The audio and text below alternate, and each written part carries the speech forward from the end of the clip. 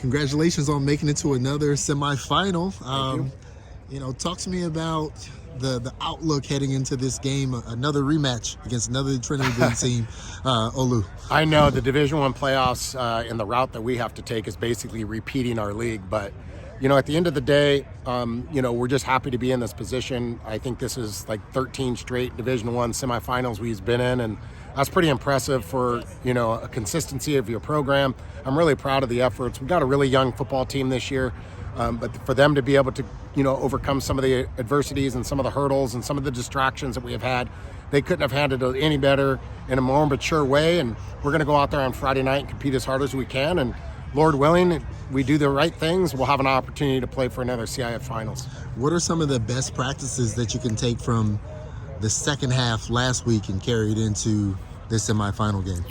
Well, ironically, the last couple of league games that we have played, we've kind of sputtered in the first half and played really well in the second half. And I think that's a testament to our coaches and the adjustments that we have made. But we need to do a much better job of starting the game fast, because you can't live by that model, throughout the course of the season, especially when you get into the latter rounds of the playoffs.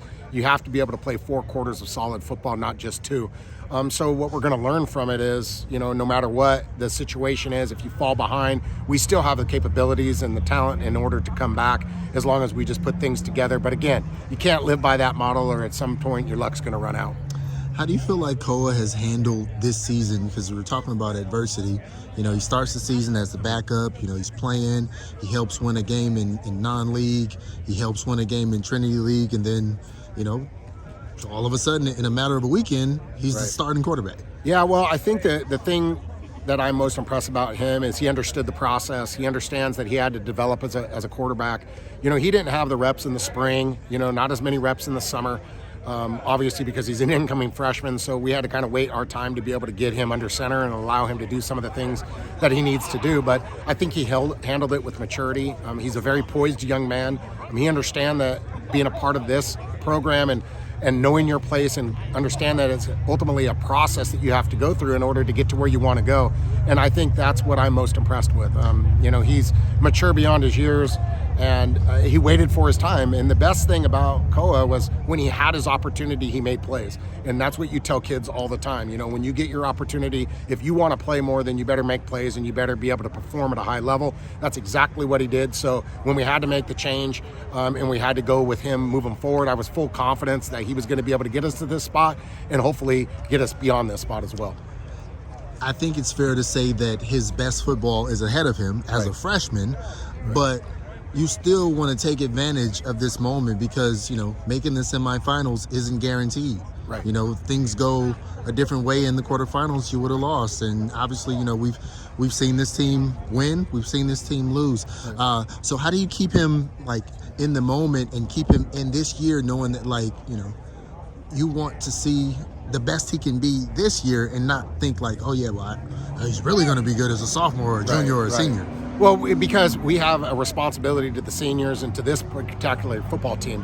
No 2 football teams in high school are ever the same. So you never, like you said, never know when you're going to have the chance to get back here. We're going to embrace the moment. We're going to embrace the opportunity that we have to compete. And, he can do something that, maybe has never been done as a Bosco quarterback. He can go to 4 straight CIF championships. He can go be the first one to go as a freshman. So there's a lot of bucket list items that he can kind of check off if he's willing to stay consistent with this approach. And I think that's the messaging that we're going to take. It's a game-by-game, week-by-week approach, and we're not going to deviate from that regardless of whatever their class is.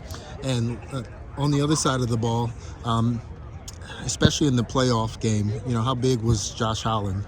Massive. You got to have a lockdown guy. You have to have a guy that can flip the field and make changes, in terms of field position. And he was able to do that with the interception, put us in position to score in the red zone. So he's done a really good job. He's taken on some of the best, offensive threats in the league. Even as good as he was last week, Trent Mosley only had 4 catches. So I'm proud of what we did overall defensively. But Josh has been a leader. He's been a consistent performer. He's good in the run game. He's good in the pass game. He communicates really well, gets us in the right coverages when we need him to be there. And I think, again, like you said with Koa, the best years are ahead of him. And we're going to go as far as he takes us. I know Josh hasn't been the two-way guy that maybe I projected he might be, but he still has a target on his back. Like, everybody knows he's a USC commit. Like, everybody's he's a guy on the Right, field. right. How do you feel like he's handled that? Oh, he understands his role. I think that's the biggest thing. We have a very unselfish football team, and Josh is probably one of the leaders when it comes to that department. And he's not going to worry about stats. He's not going to worry about playing offense. He has a responsibility right now is to be the best corner that he possibly can be and take on some of the best receivers in the league, in the division. And he's going to go out there and embrace that role, and he's going to go perform at a high level. And when he gets his chance, just like we talk about all our guys, when he gets his chance, he's going to go out there and perform to the level of our expectations. And lastly, this is it's a rematch against Olu. What do you feel like it's going to take to get this done a second time around? We're going to have to play well, both offensively and defensively in terms of protecting the football, and we have to try to create turnovers. And I know that sounds a little cliche, but that's ultimately what high school football comes down to, is if you can win the turnover battle, you can play good in all three phases, not give up explosive plays, you're going to be in good shape to win. So we have to put the first game behind us and focus really hard on the second game and treat it as it's an individual event. And we have been able to do that last week. We've been able to do it in the past, and I expect nothing different moving into the future. Thank you so much. Thanks, John.